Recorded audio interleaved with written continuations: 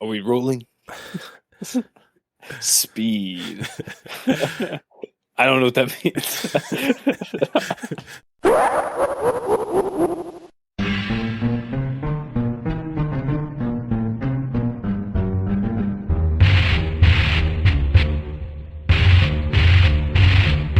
Put on your big Hollywood sunglasses and light the torch, because it's Cellar time.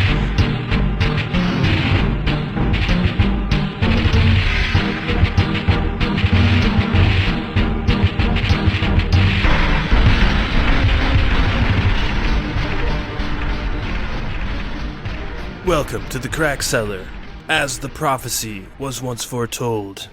I'm Two-Spirit Penguin Daniel. And I have become sharpened nickel. Ooh. All Not right. broad. Broad no more. No. Okay. Sharp. Soon you will be withered. Broadcaster. Many things have happened in the many moons since we last talked. I'm sure everyone is very familiar with the great liberal meltdown of 2022 at the hands of Papa Musk, broadcaster. Tell me, do you think Alex Jones will be back? And if so, over under on how many days? I think Alex Jones is dead. His clone is yet to come out of the oven. Think someone's just deep faking him? Right now, maybe, perhaps. But they're working on a new model, no doubt. I can feel it. Yeah. Force is telling me. Yeah, it's real interesting because, like, technically, Musk isn't even in control of Twitter yet, but, like, so much shit has already changed. Like, I don't know if you followed this at all, but, like, all the right-wing people have gained, like, fucking shit tons of followers back after they got cold a couple years ago, aka the Trump execution hour when they kicked him off. I'm pretty sure they shadow banned and banned a whole bunch of right-wing people. So all of them are back now for some reason. All the right-wing people that were shadow banned, that, like, if they tweeted, you couldn't see their tweet unless you went specifically to their profile. Apparently all that's gone. They're basically reversing all of the sort of policies that all the right-wing people bitched about for the last 2 years, preemptively. So what do you think that means? Do you think that they're, like, trying to cover their asses in anticipation of something coming out? Like some dark secret that's going to be unearthed?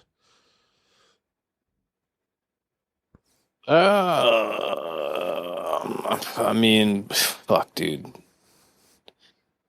Probably. I mean, I try not to think about Twitter too much because that place hurts my head. But I mean, it would seem logical, like just how much discourse has gone on that platform in the past, like 4 to 6 years.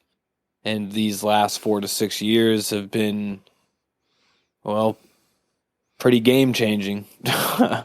So it wouldn't surprise me to find out that they may have, I don't know, influenced an election or something like that, which, given the right documents surface, might point to some people committing fraud. Maybe, I'm not sure, something like that. So, yeah, I wouldn't be surprised. When I think of Twitter headquarters right now, I just imagine like 1,000 employees frantically shredding documents. Well, that's any of these companies nowadays, right? Yeah. It's like they're like picking out, like turning a rock over on the beach. You just see all the crabs and shit flee.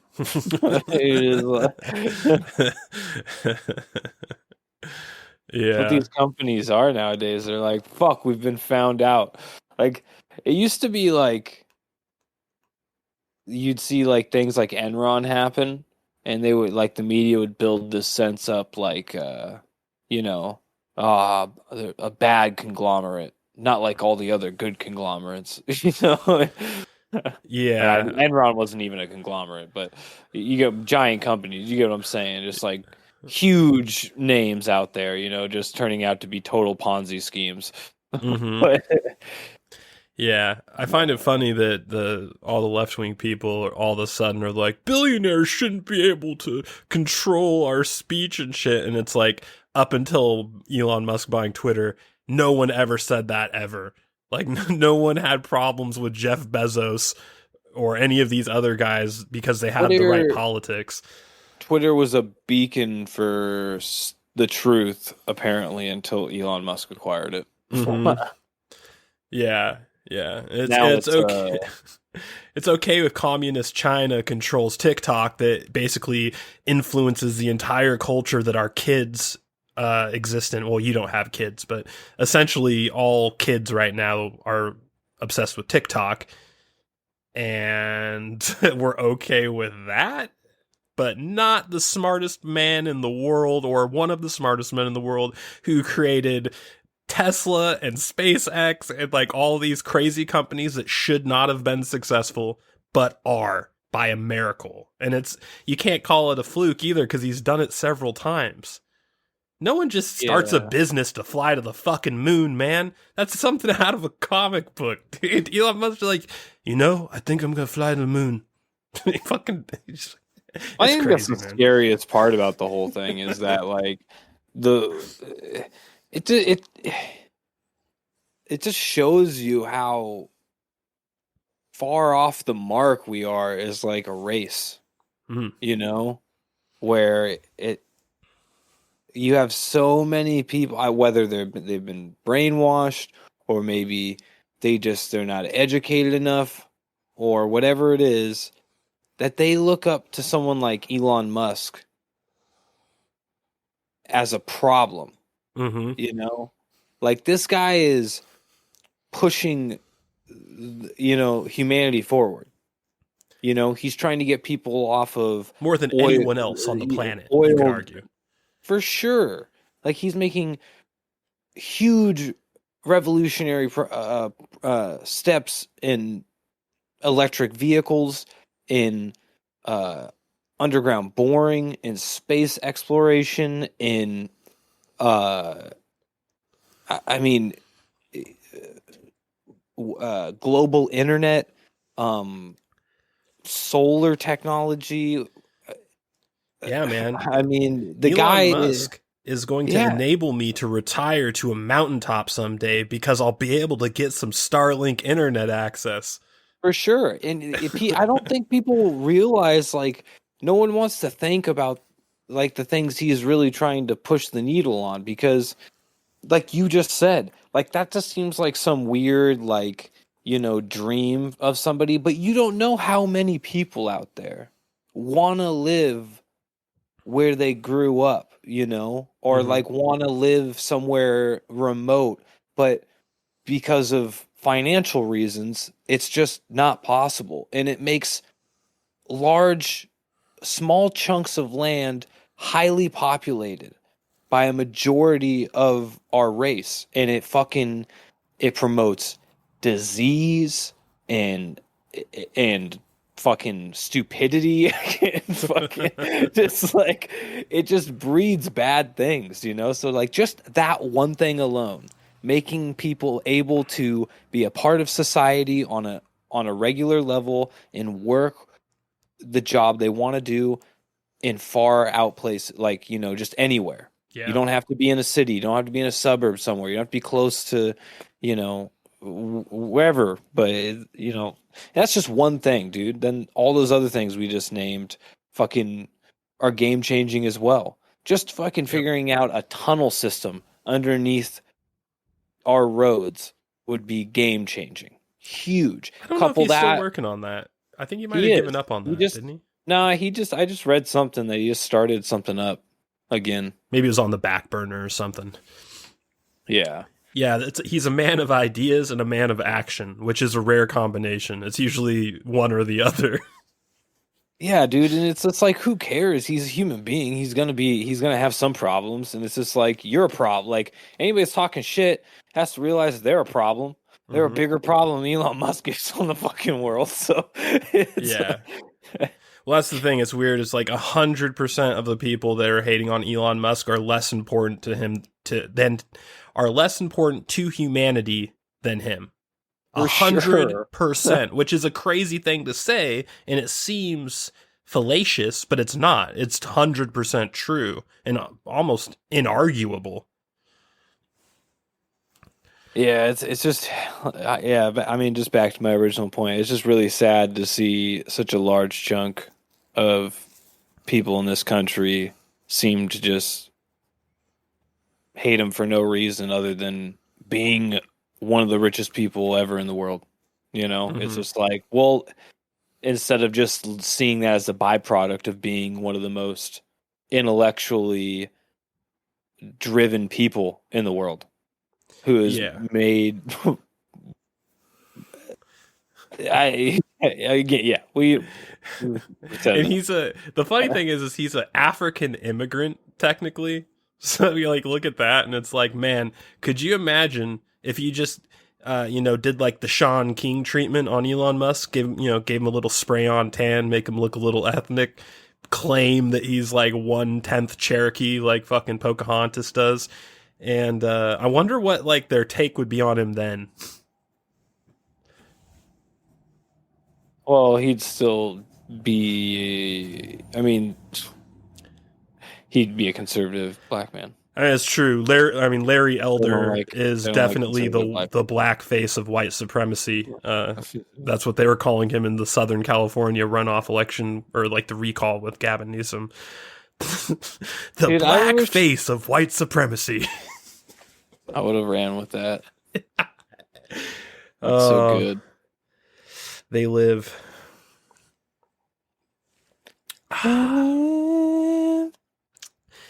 You got to put on the glasses, people. Speaking of glasses, broadcaster, I heard you might have some intel on a certain famous Japanese video game developer. You know, I don't own an Instagram account, but Good to know. for some reason I get previews, or I don't even know how they come to me, but they're on other social media platforms. People retweet and shit like that. But apparently, the man himself has been just taking pictures of clocks at certain times and posting them on his Instagram. Hmm. Everyone's speculating that it's a countdown to the final hour. Oh, so it's going down like each time he posts a picture of a clock? No, just random fucking times. Oh, what the fuck? Yeah. Okay. Wouldn't make it Maybe the that dude just easy, likes dude. clocks, man. He's getting to that age. Listen, dude. I think he's a fucking asset. I mean, that guy, he was getting 13-year-olds into DARPA. I mean, I didn't even know what any of this shit was. And he was like, this is how the government will fuck you when you're 50. Think hard. And you're like, ah. Yeah. I honestly think, and I hope, that's fucking New Zone of the Enders. That's what I hope it is. That would be Because he tight. posted, there was like this weird, like, I was looking at like his Instagram account, and it was like it was like yesterday or earlier today. It was like late last night. He posted some weird, like, book cover, or like magazine cover. Looks like a novel of some kind, like maybe a graphic novel, and it's just called "The Last Astronaut." It has a bunch of Japanese writing over it, but it's just like a picture of like almost a Mobile Suit Gundam / Zone of the Enders looking space colony Mm. floating in space, and I don't know. I I think. don't Do you think know. Zone of the Enders is like the most underrated video game of all time? Where do you put it on that list? Because when I think about underrated video games, Zone of Enders is one of like the ones that immediately pops in my head.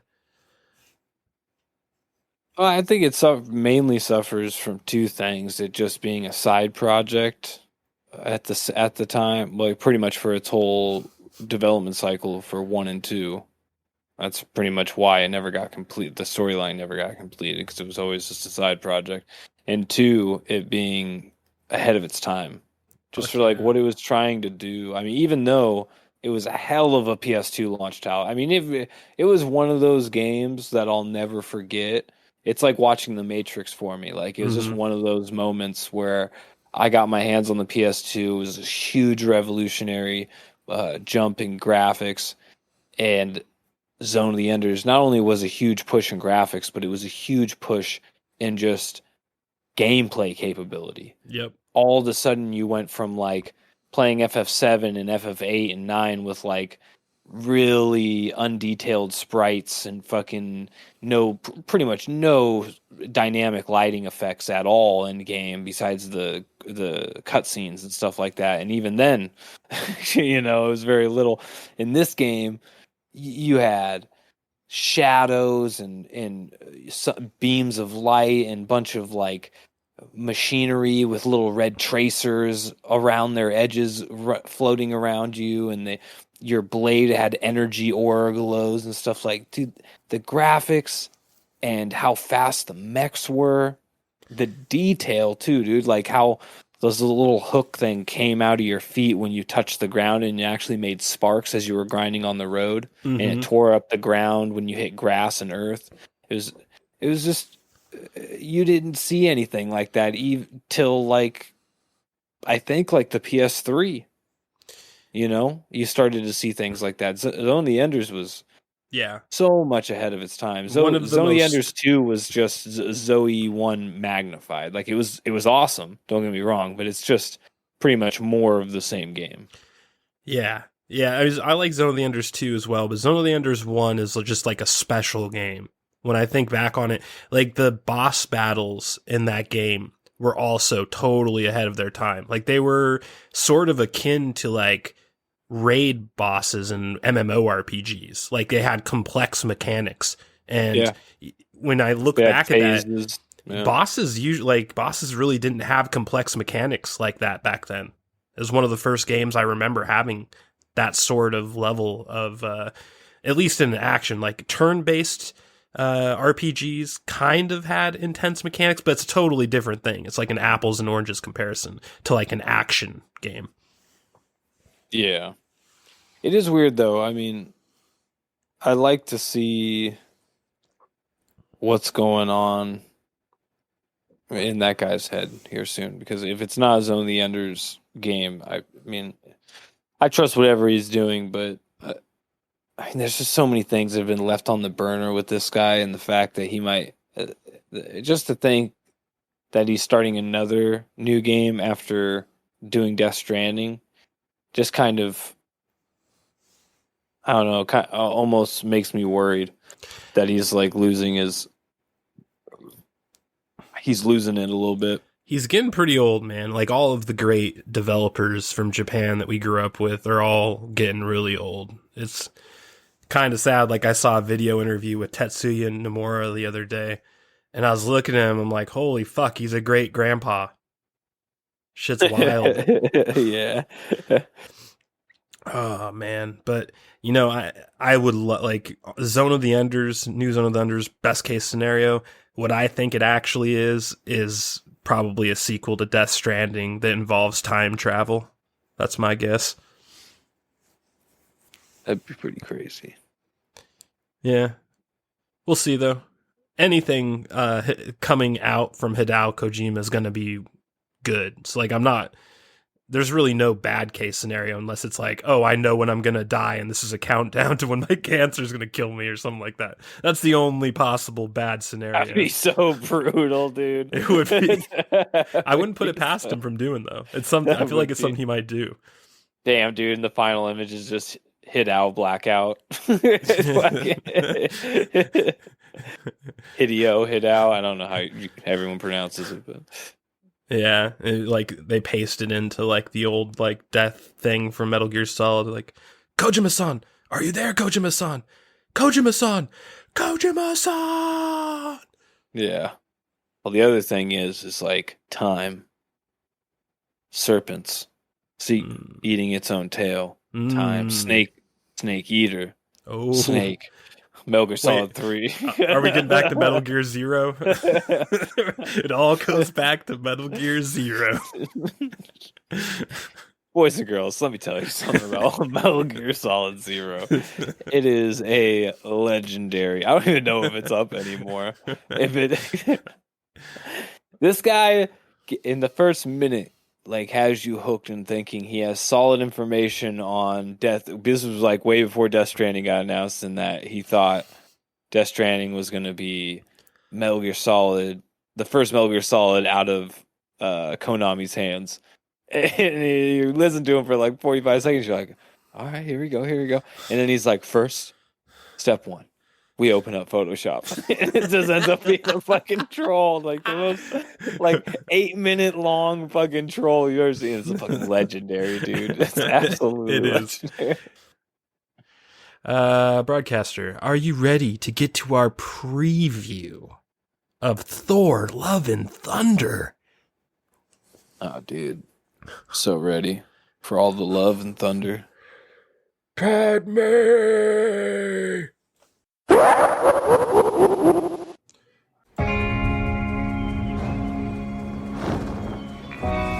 These hands were once used for battle.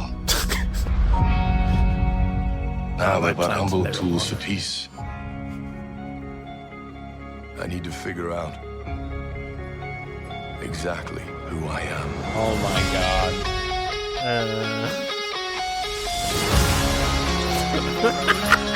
Okay, that's good. I want to choose my own path. Live in the moment. Oh, this is like a Guardians of the Galaxy style Thor. My superheroing days are over. Oh, totally is.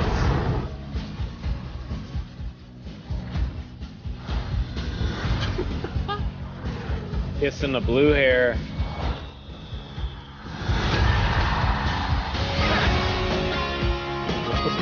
Remember what I told you. You ever feel lost? Just look into the eyes of the people that you love.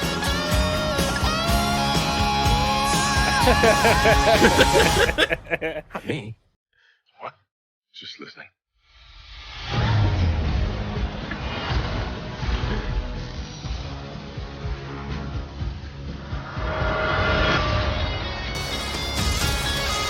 Oh god. Well, it was awesome till the last 2 seconds. So that was Natalie Portman, right? Yeah, and I've never seen Natalie Portman look so unattractive in Yeah. my life. Yeah, I was about to say, Natalie Portman was a babe my entire life till about 2 seconds ago. Yeah, that's something. My dick went real soft. Yeah, that was a little weird. They could have at least made her Thor suit somewhat attractive. Like, I mean, it didn't have to kinda be a looking bikini, forward but to it looks somewhat funny, but it's like kind of looks like femboy Thor for a little bit there. Well, maybe and a little, yeah. I like the fact that Fat Thor is a part of it because that was my absolute favorite part. We're definitely going to get Infinity War. We're definitely going to get an 80s style workout montage. There's no doubt that's coming. Yeah, and it is the guy. God, what's his name? James Gunn. Is James Gunn involved with this? Because this looks a lot like his movies. I don't know. Interesting. Could be just someone trying to copy the formula. Maybe, but I mean, the last Thor movie was what? Thor Ragnarok, right? That was Takiti Watari or something. So Watari. Takiti Tohada.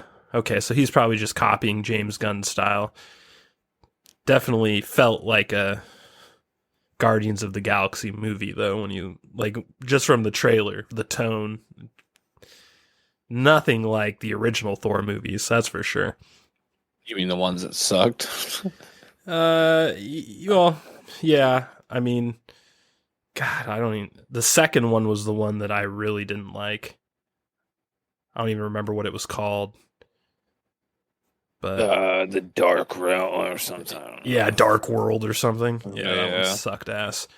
I guess Thor Ragnarok kind of had some leanings in that style. That was one with Hulk, right? Yeah, that one was dope. Yeah, that one had some comedy. It was leaning into the comedy too. So I guess that they were already starting to do that with the last one, but this one seems like they're going a little deeper. How deep? I don't know, but I just, as soon as I finished watching that trailer, I remembered, speaking of Twitter, I think some Twitter mob was pissed off that Chris Pratt was in this movie. And they're like, I don't know, they're like either calling to boycott it or they were trying to get them to like CG him out or so. I don't know. It was weird. For what? Because he's a Christian. I don't fucking know, man. What? Dude, the vocal minority Is that for real? Are MCU you fan joking? base. No, I'm not joking at all. This is totally real. I don't like, I might be making up 10% of it, but like 90% of what I just said is absolutely true. There is definitely a Twitter mob after Chris Pratt. I just don't exactly remember what their end game was. I don't remember what they were calling for. I just know it was some sort of like, get rid of Chris Pratt. I just don't remember exactly how they wanted to do it. I mean, he did fucking have a baby with that retarded ass chick from Scary Movie. Yeah. Biggest mistake was. And then he bounced and married fucking Arnold Schwarzenegger's relatively hot daughter. I gotta say that I'm surprised Arnold produced a daughter that attractive. Well, that's fucking. Who was his wife at the time? That was wasn't she like a Victoria's Secret model? Fucking. Are you talking about Anna Faris or are you talking about the Karen Schwarzenegger or whatever? Oh, was it Karen Swartz? I think that's her name. Oh. I don't know then. Well, I don't know what I'm talking about. TLDR, she's pretty fucking hot. And Chris Pratt definitely moved up in the world. It's interesting that people... You don't see a lot of hate for Hollywood actors just because they're Christian. Like, there are a lot of Christians in Hollywood. They don't go around bragging about it, but there's a lot of them in there. It's weird. Like, Chris Pratt hasn't really done anything. He hasn't been Me Too'd. Like, he hasn't done anything controversial. It's just really weird that, like, this, like, hate boner the left-wing MCU fans have for him. He probably retweeted Trump or something at some point in his career, Yeah. and it was just game over at that point. Yeah, there's probably, like, some low-res image of his, like, locker, and it had a Trump hat in it or something. Yeah, probably. Did you wear a hat to the local pizzeria? It's on Sunday. Yeah, he's playing Mario in the new Super Mario Brothers movie too, and they're all pissed off about that as well. He's playing Mario? Yep. I mean, I'm not going to lie, that sounds fucking hilarious. At the same time, I'm like, God damn it, this world's going to burn. They should get Leguizamo back for Luigi. Tie it so in. Not cool. Fuck that guy. He's a piece of shit. I know. It'd be funny, though. They could argue politics while they're fighting Bowser. Pretty sure that guy was on the Epstein's flight logs. Yeah. I'm making that up. I'm just... I really used to like John Leguizamo, too. It really upsets me how much of a piece of shit he turned out to be. Like, people hate on the Spawn movie a lot, but Leguizamo in that Spawn movie was like one of the craziest demonic villains of all time. Like, for sure. I think back on that character and it's like haunting. It was a haunting character. Fucking The Pest. Pest was a classic. Dude. What was that, Romeo and Juliet Must Die? Oh, man, I forgot about that one. Yeah, dude, he had some bangers back in the day. Sad. What else? He was,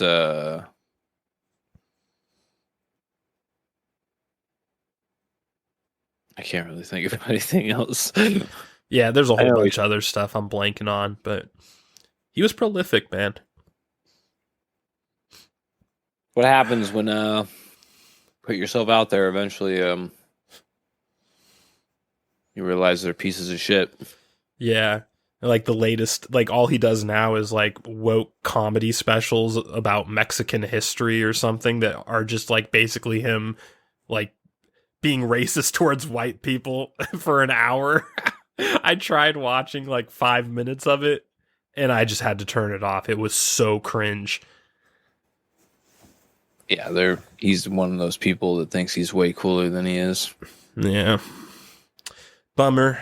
Yeah, I don't know. I'm cautiously optimistic for this movie. You know, it's that trailer, other than the last couple of seconds, it looked like a fun movie. Maybe it's not a great movie, but at least it looked entertaining and, you know, like you'll have a good time and maybe not be lectured at for. I think these are the only good Marvel movies that are come out now. Yeah. Like when I see like the more serious ones, it's like I know they're going to be crap because like there's nobody can like put together big ideas over there. It seems like anymore. I mean, we're about to review Batman, and I'm going to compare a very classic Marvel movie to Batman here soon. But it just seems like compared to the first couple phases of the MCU, they were so slow burn and well thought out and carefully constructed. And when the payoffs were good, you know, and now they just seem to be trying to do that every 2 movies now. Mm-hmm. And it's just it sucks. They're terrible. Even the new Spider-Man, it was like, you know, it was good, but it's just like I don't know. It's just I don't know. It's like it would have been cooler if you were teasing the other Spider-Mans for a while. It would have been cool if Venom was more intricately connected to it. You know, I don't know. Just seems shallow, I guess is what I'm saying. It is. It's a dead horse at this point. It's a cash cow that's been milked to death, and they're not going to stop milking it anyway. Like, we're getting, I mean, Thor, Love and Thunder, we're just, what is it, the 4th Thor? We're just randomly getting Jane Foster as Thor, who wasn't even in the last one at all, and I think she was, like, barely in the second one. Or no, she was pretty heavily involved in the second one, wasn't she? Yeah, I think she was. Yeah, the Ragnarok, though. Was she even in Thor Ragnarok? No. Yeah, I don't think so. Yeah, it's quite the about face. And yeah, that costume, it's just like they just dressed her in a male Thor costume. Like, could you at least feminize it a little bit? I forget when they originally did it, but I mean, it's comic accurate, but I don't know how recent of a storyline it is.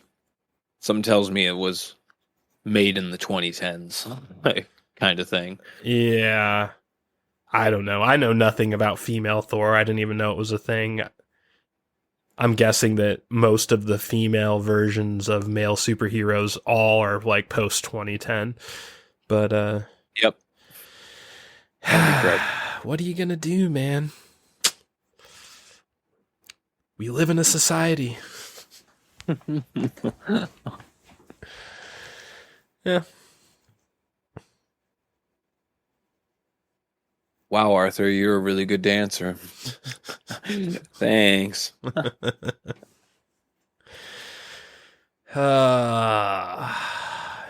Man. So the creator of this new one, though, he's a woke tard, right? I'm pretty sure I saw some like interviews with him where he was virtue signaling quite heavily. What's his name? Something Tahiti or Talibi or something. Oh, so it was the same guy that did Ragnarok. Yeah. And I liked Ragnarok, but I don't know.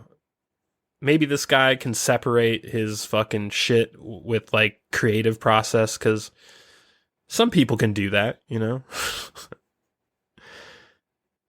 I don't know. Jojo Rabbit was pretty cool.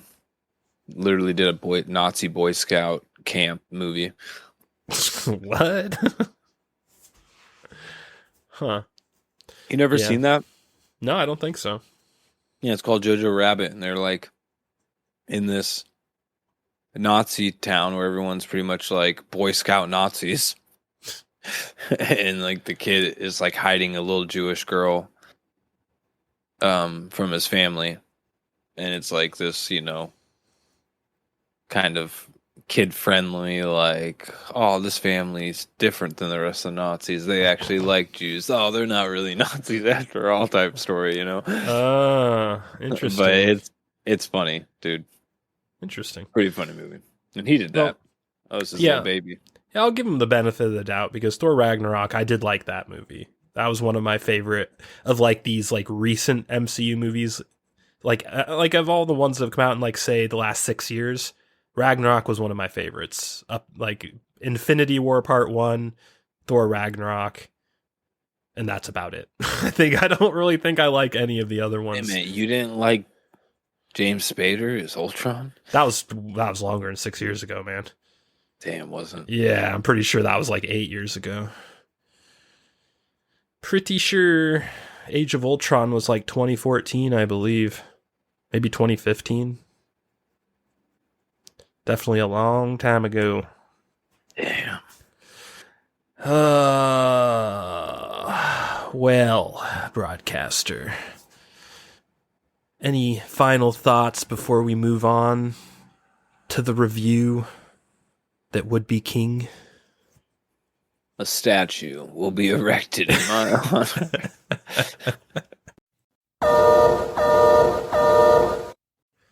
And we're back with our review of Batman. And the creator of this reboot, I guess, describes it as the following. When the Riddler, a sadistic serial killer, begins murdering key political figures in Gotham, Batman is forced to investigate the city's hidden corruption and question his family's involvement. Short and sweet, broadcaster Nickels. So, lay it on thick. You like this one? Tickle your fancy, did it? Dude, it's the shit. It's the shiznit. It's the best shit I've ever seen, dude. I think it was dope. Yeah? I think it was... Pretty sure he was probably my favorite Batman, dude. Pretty sure this was, What? Seriously? Yeah, Wait. Seriously? Yeah, Was your number one Batman movie of all time? No, my favorite, like, person to play Batman. Oh, okay. He was, like, the coolest Batman I've ever seen. Yeah. So I look at him as the opposite of Batfleck. I thought he was probably the Batfleck, most disappointing Batman I've ever seen. Batfleck was the worst Batman of all time, but he was a decent Bruce Wayne. His Bruce Wayne was okay. It wasn't as good as Keaton's, but it was good. This is the opposite. Pattinson is by far the best Batman of all the Batmans, and I actually include Keaton in that. I think he's a better Batman than Keaton, and I feel dirty even saying that. On the other hand, I think he's a mediocre Bruce Wayne. I think he's an okay Bruce Wayne, but not great. I think he's probably in the bottom half percentile of Bruce Waynes, in my opinion. Yeah. I don't know. I think his voiceovers as Bruce Wayne are really good. Like, with his, like, monologues and stuff like that, especially at the beginning when he's like, Tuesday, 6 o'clock. like that. Like, that was, I thought that was fucking, and then when at the end, when the city's flooded, he's like, Wednesday, 7 p.m. City fucking flooded. Fucking sucks. Yeah. I love it. And I know it's like, it's year one Bruce Wayne, but Year the thing... two. That's literally the first thing out of his mouth. He goes on a year 2 monologue. Okay, well, whatever. It's He's year like, 1, 2 year years. 2, same thing. Been doing this for 2 years, man. Fucking sucks, dude. Nothing's changed. Rape, violence, it's all up. The thing with Bruce Wayne to me is I've always looked at Bruce Wayne as sort of like a James Bond 007 type. He's supposed to be a little debonair, has his way with the ladies, drinks fine scotches, that type of thing. He's still a kid. Right, and I give him a pass on that part of it.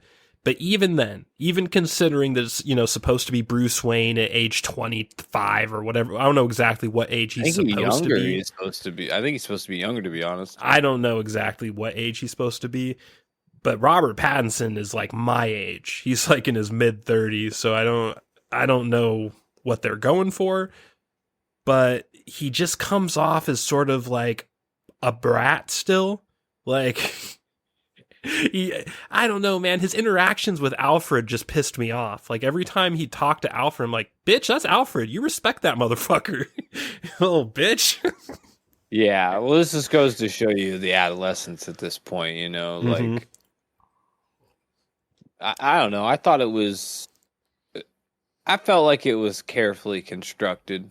I felt like his attitude towards Alfred, everything was fine. I think it was a little dramatic, and this was probably one of the only things that I thought was not a downside, but it was just the highlighted worst part of the movie for me was his interactions with Alfred in general. It didn't matter. Yeah. It seemed like the guy that played Alfred and Robert Pattinson didn't have chemistry or something.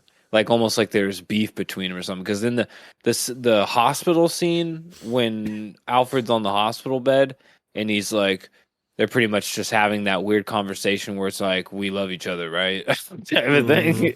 Like, that seemed so phoned in on Robert Pattinson's part. Like, it just did not seem believable. It was the only part in the movie where I was like, kind of like taken back and been like, was I just under an illusion this whole time? Because this seems like really bad acting right now. Yeah, I agree with you there. And his very first scene with Alfred towards the beginning of the movie, where he does like that cringy, just stereotypical "you're not my dad" line. I just you're not my dad, I Alfred. hated that so much. I just wanted to punch him, man. It's like, dude. Yeah, those are moments where I want to give the actor the benefit of the doubt, because I'm just thinking, man, you had like maybe there was no choice. You had to do it. Maybe you voice your concern to how robotic that would sound, but no one would listen to you. But at the same time, I'm like, dude, you're Robert fucking Pattinson, dude. You should just be able to pull enough weight and be like, yeah, I'm not saying it like that. I'm sorry. Like there should be, some executive choice. I don't know. That was a really bad line. Yes. It was other really bad line, and this was probably the most jarring part of the movie. And out of nowhere is when Selena Kyle up on the tower near the bat signal was just like, they were having like this really good conversation about like, cleaning up the city and caring about it and being the one, like all this mumbo jumbo. And then just out of nowhere, she's just like, these white privileged villains, it was just like, what? Yeah. Just out of nowhere, she used the term white privilege, and it felt so shoehorned, dude. It wasn't applicable at all. Like, it was totally shoehorned. It was so fucking weird. Yeah. And Batman just, had no dialogue while she said it. So he's just sitting there. It just pans to him staring at her while she says it. And so the viewer has to, speak for Batman in their mind. It's just like, this is weird. Yeah, that was definitely Batman's jarring. White. There's black villains. Oh, Catwoman's an anti-protagonist, right? And I think Zoe Kravitz is only 30% black. I'm pretty sure she's more white than she is black, but whatever. All the math is not. It's not adding up. I don't know. You just got to have to have some white guilt line or something that makes make everyone know it's intersectional. I think that's really what it was, because there's only two black people in the whole movie, which was Gordon and Yeah. Catwoman. And I just want to say right now that I was surprised at how much I liked Jeffrey Wright as Commissioner Gordon. I was skeptical going in. That was one of the roles I was most skeptical about going in. Bright spot. I loved his James Gordon. It was tortured, it was muted, it was subdued, but it was prolific at the same time. Like it was great. And I loved that he was in it so much. Like he was almost Batman's partner in this movie. Well, that's how it always should be. Yeah, it was awesome. Anybody that reads comics, dude, you don't read a Batman comic without getting a whole bunch of Gordon. Yeah, hell yeah. I love that part about the movie for sure. I thought Zoe Kravitz was decent Catwoman. I think she's the worst. She's definitely not better than Michelle Pfeiffer, and I don't think she's better than Halle Berry either, but she's good. She's all right. Did you catch the Michelle Pfeiffer joke? No. Dude, at one point, they're talking about how she doesn't wear the mask a lot, the Catwoman mask. That mask was a joke. Yeah, it was a joke, but they made fun of it. He's like, it's not much of a mask now, is it? And she was just like, what? Did you expect my face to be all slashed up underneath it, or something like that? I was like, damn, that was a fucking super backhanded fucking old school Catwoman joke. Totally. I didn't even I heard that, but I just didn't even process it when I watched the movie. But now that you mention it, yeah, that is, well, one thing I will give this movie is I love the direction and the cinematography, much in the same way that I did with Joker. This movie is dark and brooding. It has a lot of Tim Burton Batman in it, but it also has a lot of Christopher Nolan Batman in it too. It's like this weird mashup of the two styles. I think it's like Tim Burton meets Frank Miller. Like Yeah. if Tim Burton tried to make, instead of doing his own like Michael Keaton style Batman, he like actually read a bunch of Frank Miller Batman comics and like tried making a movie. That's what it felt like to me. I mean, definitely like plot wise and pacing wise, I totally agree with you. This is like the closest of all the Batman movies. This is the closest to a comic book true version of Batman. Yeah, for sure. Did you also notice that Alfred was played by Gollum? I want to mention that. Yeah, that's sure. fucking Gollum playing Alfred, and he did a pretty damn good Alfred. I was like, wow, Oh, he's a really solid actor. No one was a bad actor in this. That was the crazy. But I mean, there were people that were like barely in it to the point where I couldn't say like definitively if they did a great job because they were their parts were so small and fast. But dude, anybody of significance in this movie knocked it out of the park. Yeah, I like the Riddler, Paul Dano. That guy. Yeah, he's a fucking he should have awards. Yes, like I don't get like how he hasn't picked up because that's what's his name from There Will Be Blood. You know, that's I mean he's been in all kinds of movies. He deserves like way more credit than he gets. Yeah, he was really, really good. The only thing I think I've ever seen him in was he was in Little Miss Sunshine back in the day. Yeah. I think that's it though. I think that's the only thing because I've never seen There Will Be Blood. It's one of those movies I want to watch, but it's 4 hours long, so I never get around to it. Someday I'll watch it. Is it really 4 hours long? Dude, it's like 3 hours, 38 minutes or some shit, man. That's crazy because I've seen it like 4 times. What? And I didn't even notice once because that's a legendary good movie. If you even consider yourself a thinking person at all, you'll love that. Yeah. You'll love that fucking movie. I'm gonna watch it someday. Like I want to watch it. It's just like it's so hard for me to watch 4-hour movies, man. That movie has so many meme-worthy lines, dude. It's like there's an ocean of oil under the ground, and I'm the only one that can get it. It's like, dude, I have a competition in me. You see, I have to win. I can't let anyone else succeed. Dude. Daniel Day-Lewis knocked it out of the fucking park. Absolutely. And then he went back to making shoes in some fucking village in Somalia. The cobbler, you poor. Okay, I want to bring up something really bizarre that just trouble. I mean, this is weird. I don't even know how to describe my feeling about this, but Carmine Falcone is played by the creepy butler from Mr. Deeds. This is one of is one of the craziest stunt castings of all time. Carmine Falcone should look like Tony Soprano, but instead they got the weirdo butler from Mr. Deeds. That's not true. I mean, Carmine Falcone in the Christopher Nolan movies was pretty much the same stature. He had a little bit of a better jawline, but I'm talking about comic build. I'm talking about comic book Falcone, how he looks in the comic books. He looks Tony Soprano. It hasn't been like that since like the 90s. So. Well, either way, dude, they changed that a long time ago. Regardless, my point is that I love John Turturro. I love him. He's one of my favorite comedic actors. He was in The Secret Window with Johnny Depp back in the day, playing the man with the black hat. Oh, wow, dude. He is a great fucking actor, but when I saw that he was playing Falcone, I was like thrown back. Like it was like fucking Grandmaster Yoda showed up and force pushed me into a wall is how I felt. It's just a crazy, crazy stunt casting.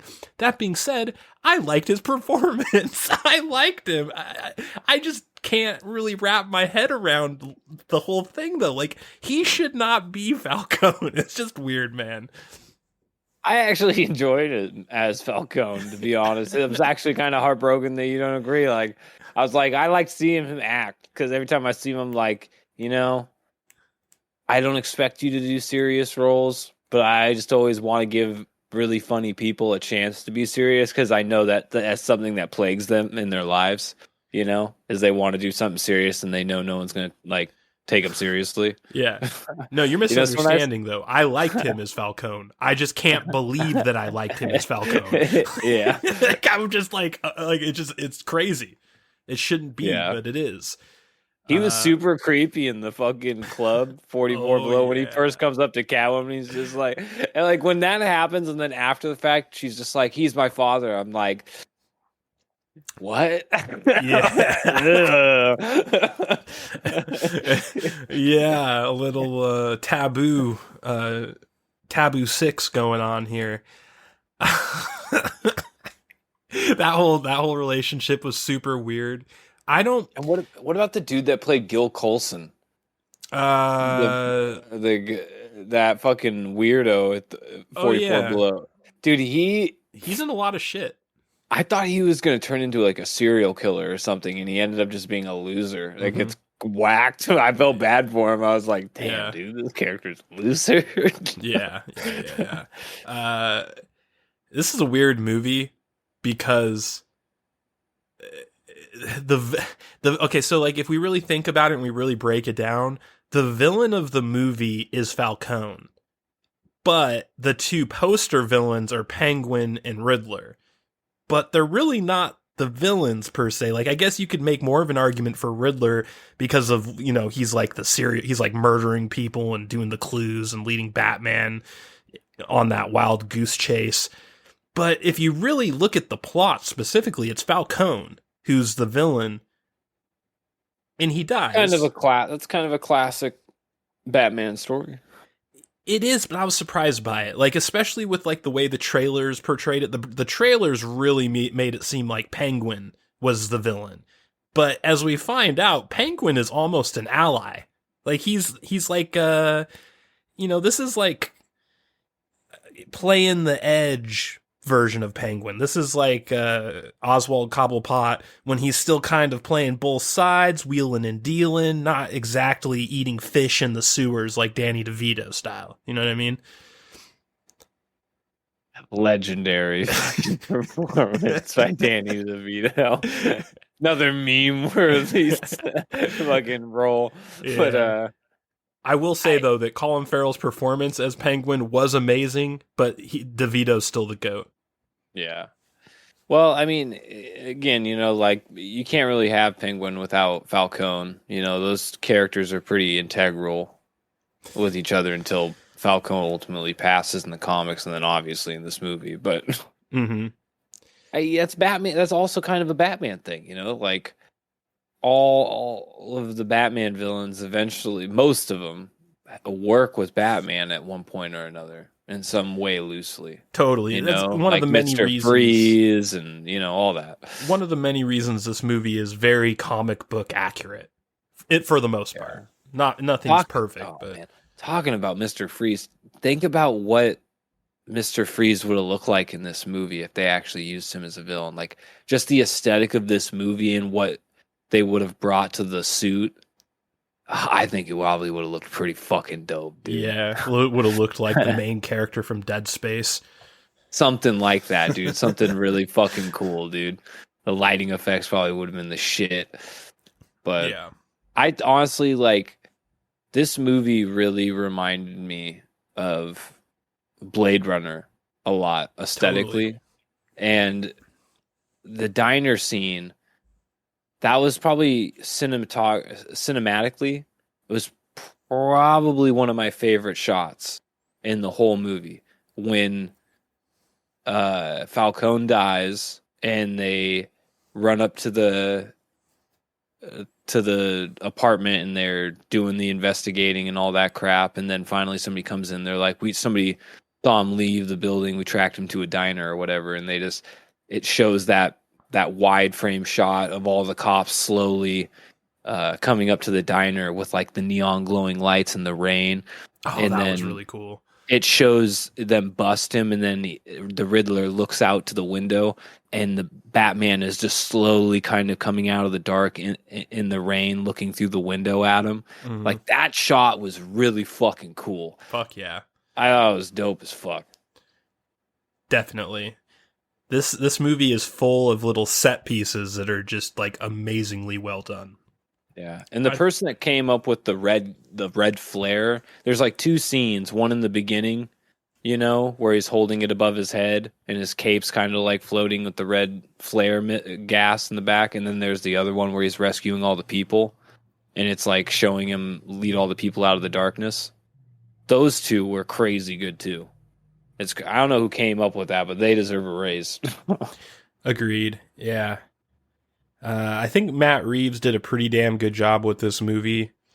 I have a few problems with it, though. First of all, the Batmobile sucks. And it's only in one fucking scene in the entire 3-hour movie. What? Dude, what well, the it's hell? prototype. It's year 2. That's his first Batmobile. Right, and that's fine. But it was literally not even put together at the beginning of the movie. Right, and I think that was the part of it I did like, is that you actually kind of like saw it before it was built. But a fucking Bugatti super engine and a fucking Dodge Charger body, pretty much. It's like the Vin Diesel Fast and Furious Batmobile. I swear I expected Vin Diesel to pop his head out and say, "It's about family." That's what he really should have turned around and said to Alfred. You're my your family, Alfred. Now let's shoot this car into space. I need you to help me ram this car into Arkham Asylum. I couldn't believe how little it was featured in the movie, though. Like, a 3-hour movie, how many minutes of screen time did the Batmobile have? Like, 15 minutes tops? Maybe less? Yeah. But honestly, I think that's... See, I look at those differently. I see that as like world building, kind of like to encapsulate where you're at in, the time frame of Batman's story, like age and storyline, because that's his first Batmobile. It's his first chance to use it, and it breaks down on the first time, so like, and it gets fucked. It also gets fucked up, so yeah. It's, I don't know.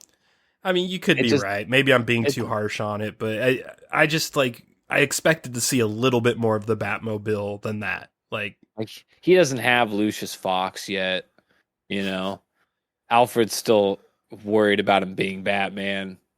He's not getting laid. Dude, like He's not getting this isn't good. This isn't a good time in Batman's life right now.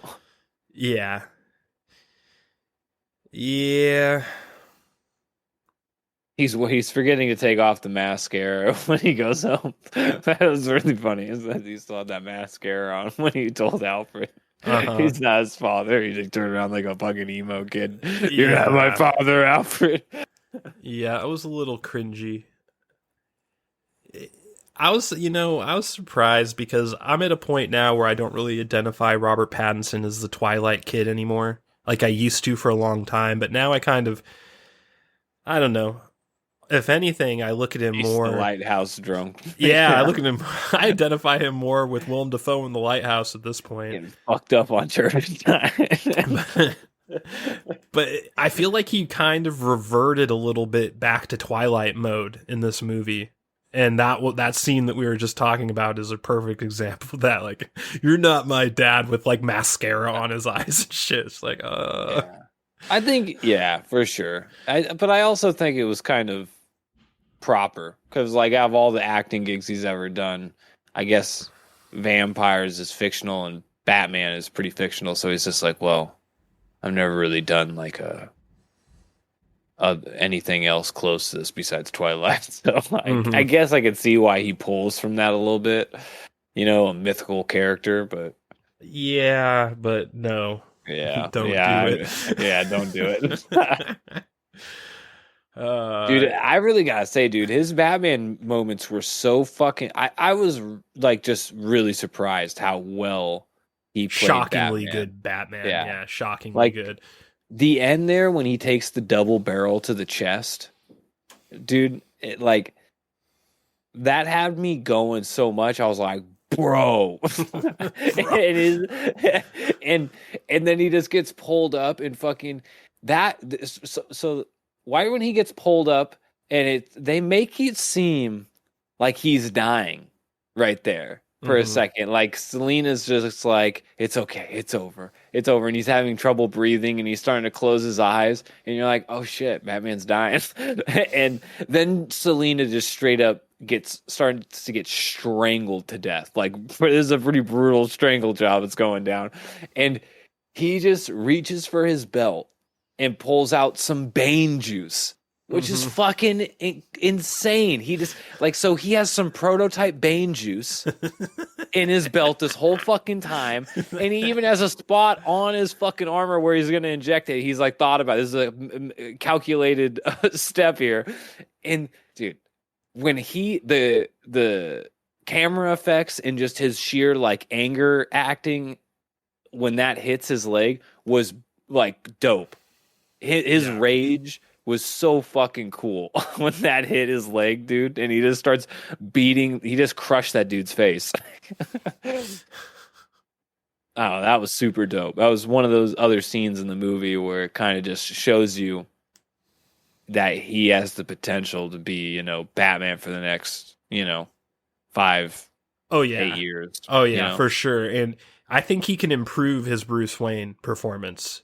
He doesn't need to do a thing to his Batman. It is perfect already. I still can't believe that in my mind, it's already past Keaton, who he is my Batman and he was my number one till now. But fair is fair. I can't play Homer. That was an amazing Batman performance that was unbelievable to watch at times. Yeah. Yeah, and the intro scene with him where he beats the thugs up. Oh, I love that. That whole intro is one of my favorite parts of this movie. I love the Halloween aspect of it, and I love how all the Halloween costumes are super creepy. It reminds me of Scarecrow, his gas that makes you hallucinate. That's kind of what all the masks looked like.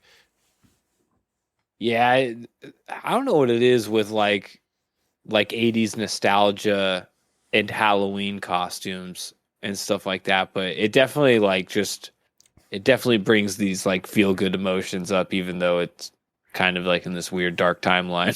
Yeah. Set in this really gothic city, but yeah, and the city itself looked very much like the Tim Burton style Batman Gotham City, which I really love and appreciate. that scene though where he beats up those guys, the way he just comes out of the darkness, dude, that whole fucking scene was so awesome. And like the way at the end after he just beaten everyone up, he just like casually turns his head up towards the sky and looks at the the bat signal all sinister like. Yeah, some of his mannerisms to like questions posed to him like are just fucking hilarious. Where he's just like, it just looks away. Yeah, indeed. One thing that was tough though watching this movie is, do you remember when we first previewed Batman like a year ago, and we were talking about the rumor that production was stopped several times because Robert Pattinson and Zoe Kravitz were just fucking like rabbits on set? Damn, for real, dude? That's my man, dude. Do you remember? My man. The whole movie, every scene, I'd just be like, he fucked her after that scene. He fucked her after that scene. It was a little distracting, honestly. Dude. Yeah, they did have some pretty good sexual chemistry, so this explains a lot. Yeah. No wonders they had the motorcycle scene at the end. And let's talk about waste of time in this movie, because I think this is probably the worst thing the movie has going for it, is that it's 3 hours long, and about an hour of it, I would say, is absolutely unnecessary. There's some bloat for sure. Yeah. Like the whole, because the first hour and a half of this movie, they're slowly building up the fact that Thomas Wayne was not the guy you think he is, and he's a little bit more corrupt, and yada yada. And then the movie gets to about the 2 hour mark, and they go on to this sideline, the side story to fully flesh out the Thomas Wayne is a crook story. And you find out, necessary beats. Thomas didn't exactly just go to fucking Falcone to put a hit on him. It was more like Falcone did it on purpose to have weight on Thomas. Mm-hmm. But it's just like that whole thing I said it in like 30 seconds. They did not have to fucking waste an hour of our time in the movie to make that happen. That was just crazy. And then there was bloat everywhere else in the movie too, like where it was like 10 minutes of almost 10 minutes. I think it was like 7 minutes plus or something like that of Batman and Catwoman like talking and having like the Point Break motorcycle split up scene, where they go both different ways. Mm-hmm. It just seemed like movies. I get why some people make 3 hour movies, and this movie was a good example of a 3 hour movie. But still, 3 hour movies are 3 hour movies, and you only watch them like once, and that just seems like unless a shame. It's There Will Be Blood, and apparently you watched that 4 times. That's Daniel Day fucking Lewis. Okay, dude. I can't believe you've seen that 4 times, but yeah. Yeah, dude, watch it once, dude. And I will. You're gonna watch it once. You're gonna be sober, and then you're gonna be like, "I'm gonna get drunk as fuck and watch that again." That is probably true. That is probably a true story in the making, dude. The violin, dude. The movie has acts, and it uses like really fancy like text in the act cards. So it's just like things like serious things happen, then you just hear like a violin. It just like starts the text over the screen. It's just like Act 3. It just starts with Daniel Day-Lewis's head bobbing in the ocean, looking at you like he's gonna murder you. Man, I'm telling you, dude, the movie is fucking amazing. Yeah. This is my boy HW. The other thing I didn't like about this movie, and unsurprisingly, it's the other woke component of it is like the Bella Real or whatever the fuck her name's supposed to be, who's like the progressive mayoral candidate. At the beginning, it's a strong Wakandan woman with a full afro, and it's really just kind of cringy and just feels like, oh, I'm here because that is the current thing that people, it's just like. It totally was. That's exactly what it was. It's just this is what we call woke tax. And they made her last name real. Like, I'm a real, it's just like She's a real black woman, folks. It's so cringy, man. Melanin confirmed. And then like her scene at the funeral where she like pulls Batman or Bruce Wayne. She's like, "We need to talk. I know you're rich and you're not giving any money to our progressive causes. We need to change that." Like that, this little walk and talk was super cringe. It's just like, your parents were doing more than you. Why aren't you type of thing. It's like, oh, you're just gonna go up to the fucking kid. His parents today is clearly grieving. He's wearing mascara. He's like, look at his hair. Look at his fucking hair, dude. The kid looks emaciated. Like, you're just gonna go up to him and be like, your parents are dead. I know that, but they were rich, and I know you got money. So let's talk. I honestly half expected her to tell him to check his privilege at one point in that conversation. I was expecting that to go down, but thank God at least they didn't go that far. And then the whole movie sort of culminates with this assassination plot of her, which this is part of the movie I don't really understand, because her opponent that she's running against is the first victim of Riddler, right, in the movie. He's the original kill. Then his final kill is the other candidate who's progressed. Like, is this guy just like an anarchist that wants no politicians? Like, it just didn't make sense to me that he'd kill both of them. Oh, no. I don't know. I'd have to rewatch it again because this was one of the things I didn't honestly understand. But when I raked through my mind, I kind of see it as Riddler was talking about what was the program before Real Change or whatever it was called. It was like that Renewal. Oh yeah, Renewal. Yeah, that was the Thomas Wayne. That was a money herring. funnel. Yeah, that was a money funnel.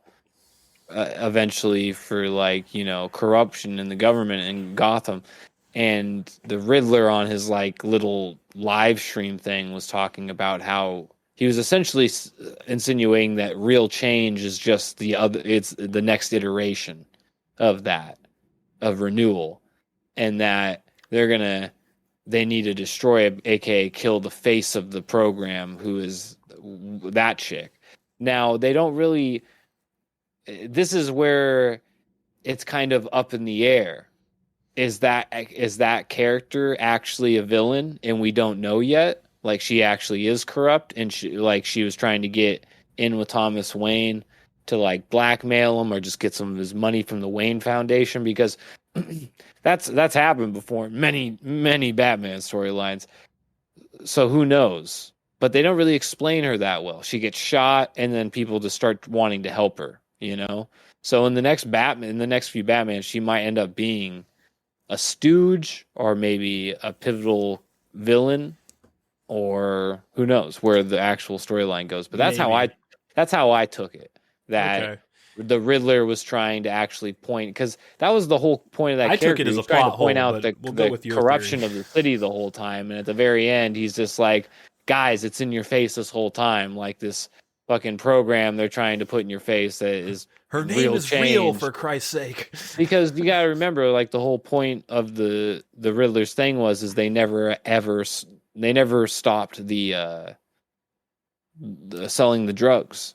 Mm-hmm. The city just got involved with it and got a cut, So yeah, of course.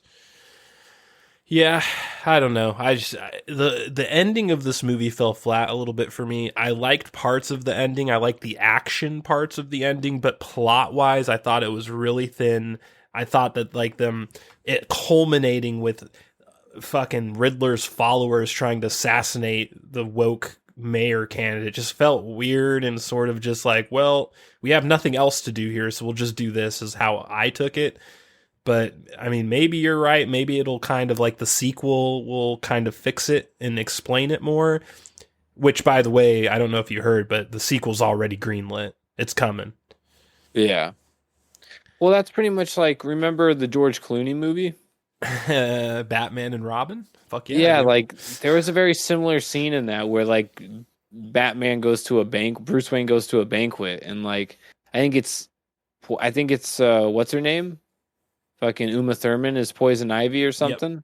And she's like trying to grease him the same way. What's her name from The Real Change is trying to grease Robert Pattinson in that scene.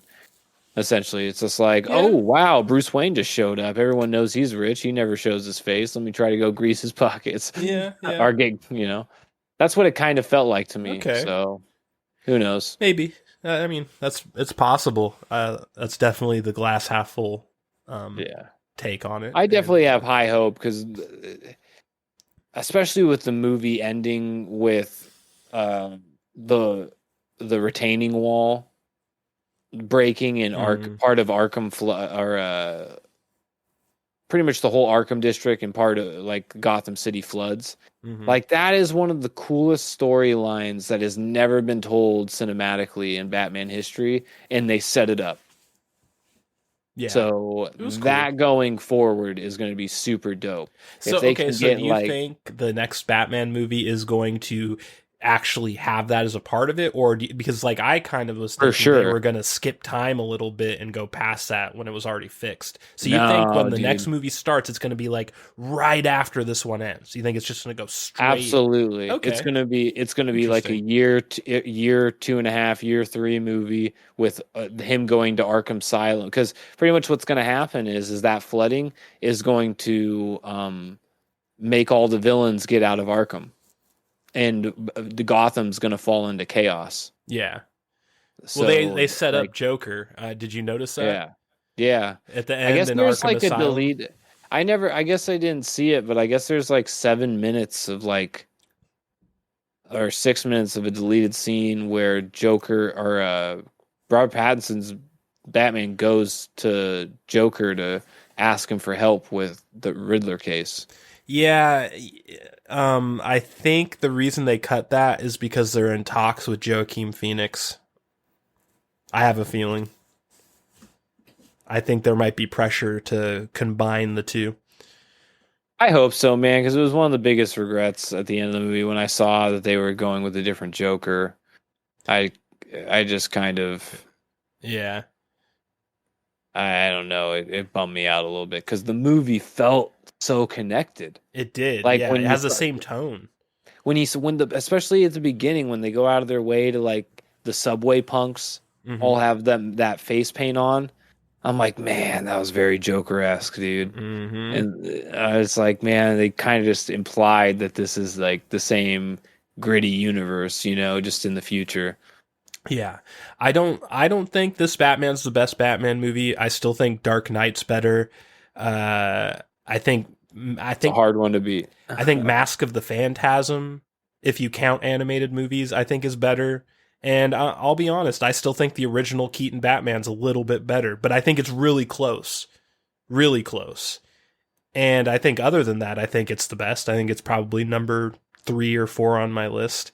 But I think the way that they could change that with the sequel and make that my favorite Batman movie of all time is for them to bring Joaquin Phoenix's Joker in and combine it. Like, when I think about how that could go with Robert Pattinson's Batman, maybe he improves his Bruce Wayne a little bit too. Oh man, like I could just see it just popping. Yeah, that would be pretty dope. It's hard to think that Robert Pattinson and Joaquin Phoenix really having chemistry on the screen. Maybe they can pull it off, but I don't know. It just seems like Joaquin's such a main acting guy, dude. The fact that he would have to play, I guess it's not really it's the Joker, so it's kind of like they both have a huge amount of screen. I don't know. It just seems like it's hard to pull off. Yeah, and Todd Phillips might not like that too, because Todd Phillips probably takes ownership of that movie and that character, and he might feel a little weird that Matt Reeves is kind of stealing his Joker from him for his own project. There could definitely be some political shit with Matt Reeves is the director? Matt Reeves is the director of Batman. Todd Phillips is Joker. So, I don't know. Is there ever such a thing as co-directing? Yeah. No, it happens in TV a lot. A lot of TV shows will have 2 directors on an episode, but it's a little bit more rare for movies, but I think it's pretty sure it's happening. I don't know. Wait a second. The Wachowski brothers. I don't really know. They co-directed a lot of movies. That's true. I don't know if I would want Joaquin Phoenix's Joker without what did you say his name was? Todd Phillips. Yeah, Todd Phillips. He'd at least have to come on as a consultant or something. Like, there's no way that they could just like not have him involved. That movie was so good, dude. Every time I see a scene of it, a scene from it every once in a while, I'm just like, damn. Yep. And I'll say right now that I think Joker is better than Batman. Oh, absolutely. So, still a good movie. Joker is just a timepiece, dude. It is. Like, it's legendary. It's like There Will Be Blood for Batman. It is. It really is. There Will Be Blood for DC for sure. I don't know if they'll ever be able to top Joker. You think that's funny? I do think it's funny, and I'm tired of pretending it's not. Fucking everything he said in that movie was legendarily good. Yeah. Yep. All right. Well, what else can we say about this Batman movie, Broadcaster? Any other thoughts, appreciations, laments? I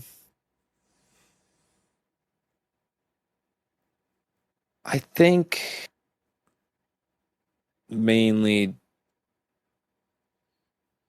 going forward, I hope that they don't try to like pay attention to Catwoman too much. I'm hoping Catwoman was just one of the side characters in this movie because Robin can't really be brought in yet. It's too early, and they can't really do anything. They needed a side character just to, for structure. It makes sense a little bit, but I'm worried that they're putting, just based on this one movie, that they're putting Catwoman on the pedestal a little too much. Yeah, I agree with you there. And, I don't want to see Batman 2 with Robert Pattinson and seeing another 45 minutes of Catwoman when they're already trying to add new stuff to the sequel. They might, clearly they're going to start talking about Joker more. Obviously, Batman himself is going to evolve. Lucius Fox might get involved. He might get more gadgets, all that stuff. More, Bane, Poison Ivy, Clayface. That's the thing. These people. I like Zoe Kravitz's Catwoman. This is all right. And Zoe Kravitz is a fucking fox. She is hot as fuck, and I enjoyed looking at her. However, she does not need to be in the next movie. And I don't think she needs to be in any more movies. I think that this should just be her movie. And I think she did a good job. And if you think about this movie, it really just boils down to Falcone's the villain. There's this big sort of Batman is basically like L from Death Note investigating this big ball of wax, and it eventually leads to Falcone murdered his parents and killed Selena Kyle's mom and is the dad of Selena Kyle, and it ends with him getting murked. And I think that's a tight, finished story. And I don't think Catwoman needs to stick around. And like you said, there are so many villains. Well, Bruce and Selena get married eventually. So she's integral to the whole Batman storyline. But yeah, I don't want to see. I get what you're saying. Right. That could be 4 movies from now if they go that far. Exactly. What I'm saying is that what you just said, that the premise of the flood is going to unlock Arkham Asylum and let the Joker out, let all these other villains out. Okay, good. Let's do that. And let's not dwell on Catwoman. It makes no effing sense to. So I really hope that they don't do that. And I would be happy if she doesn't show up for 2 or 3 more movies. Bring her back, Batman 4, if we get that far. Yeah. Yeah, I think it's just interesting to think about what they're going to, because these Batmans, they never stick around for long. You always, when they get introduced, you're thinking, oh man, this is the next Batman. They're going to cover everything, but they really don't. They only do a little chunk of established storylines from comics and stuff, and then they're gone before you know it. So I'm interested to see what Robert Pattinson's era of Batman's actually going to be. So right now it seems like Arkham Asylum, which is pretty cool because we've never gotten that. No, not in the movies. If you ever watch the Gotham TV show, which is like year zero Batman, it's when Batman's still like a teenager. You see a lot of Arkham Asylum in that. And so yeah, like you can see some Arkham Asylum stuff, but not on the movies. Just in the obviously in the comics and in that Gotham TV show. Which, by the way, video games too. Video games. Oh yeah, well yeah, the Batman those, yeah, for sure. I just want to throw this out there. That Gotham TV series, while the final season was very meh. Final 2 seasons were garbage. Yeah. Dude. Okay, true. The first couple seasons were really good, and like the Gordon and his partner dynamic early on with like I forget the name of the actor, but whoever plays his partner is like that fucking wily ginger guy with an attitude.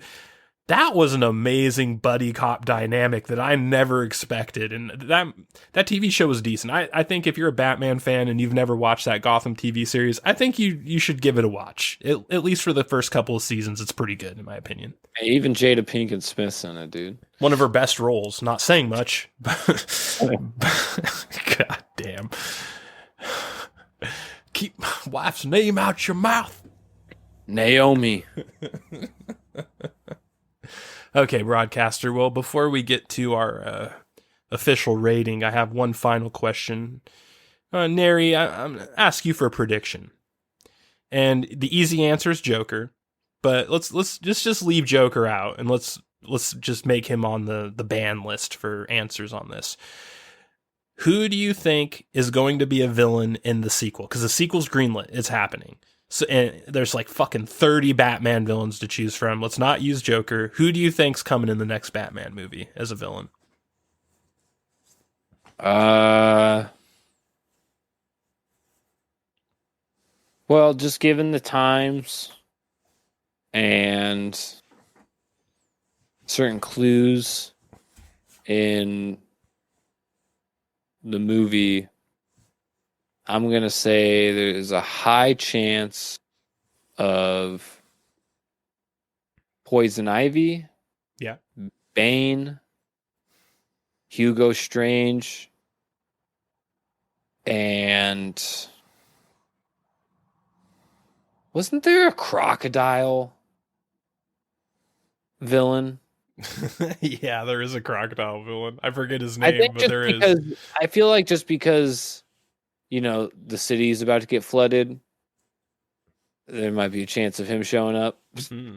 But he's one of the more ridiculous villains. Yeah. I really think because it's all going to revolve around Arkham Asylum, and they need to have female empowerment, and they showed the Bane juice at the last little bit of the movie. Yeah.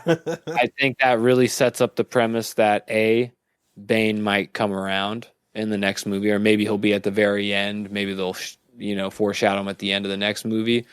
I think Poison Ivy showing up is probably almost guaranteed because there's not many big female villains in Batman, and she's probably one of the biggest. I feel like if Poison Ivy shows up, then Catwoman's going to be back too, which is going to bum me out. But you're probably right. And then Hugo Strange. I'm really hoping for Hugo Strange just because he's one of my favorite fucking comic book villains of all time in DC. He has, like, when he gets drawn, well, he looks super fucking creepy, dude. Mm-hmm. And he also was a psychiatrist or a doctor or something at Arkham Asylum. Mm-hmm. He also case studies Batman, so yeah, I think that's coming. He's the person. Hugo Strange is who creates Bane, right? In the comics, I feel like that's true. Maybe I'm making that up. Is it? I thought Hugo Strange. I think because if we're going really far back, I'm pretty sure Hugo Strange and Mr. Freeze had some weird. They did, They were the same character at one point, and then like there was like an actual split. Like Hugo Strange became his own character, but he was actually the original Mr. Freeze or something like that. Technically, I don't remember. Yeah. Well, I think that you're probably right, and I think my prediction is less likely to be true, but I'm going to make it anyway. I think we're getting the Court of Owls in the sequel. I think it's going to tie into that whole renewal project thing with Thomas Wayne and Martha Wayne. I think Hugo Strange is going to be involved too, because I'm pretty sure he was a part of the Court of Owls, right? Wasn't Hugo Strange a part of that? Yeah. Well, he's like Hugo Strange is like OG. He's like one of the first recurring villains, but I think it's going to be the side story though. I don't know if that's going to be the main plot. I think Arkham Asylum is going to be the main plot, but I think that is going to be like the foreshadowing plot in the next movie is the continuation of Thomas Wayne and the Renewal Foundation and eventually the Court of Owls. Yeah. Because they haven't even showed a goddamn owl statue in that movie. I doubt they're just going to drop the Court of Owls on the bat. Just the thing with me is the tone of the first movie in every way just screams Court of Owls incoming for some reason. Like it's a primordial feeling I have watching that movie that the Court of Owls are just coming. It just fits everything about that first movie. The aesthetic and just everything, the writing style, the way they try and frame it as more of like a detective Batman, rather than action hero Batman. We'll see though. Yeah. All right, broadcaster. Well, as you know, here in the Crack Cellar, we have a official, patented Ghostbusters rating system we use to rate all of our reviews. And on that system, broadcaster, what do you rate the 2022 reboot of Batman? Of Batman.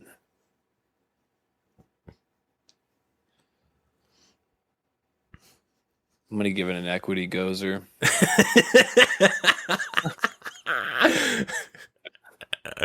An equity gozer. No one expects the equity gozer.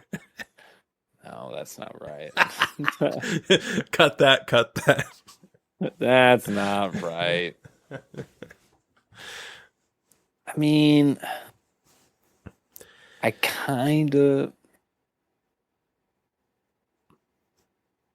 feel like I give too many things an S rank, but I don't think we've given too many S ranks out this year, honestly.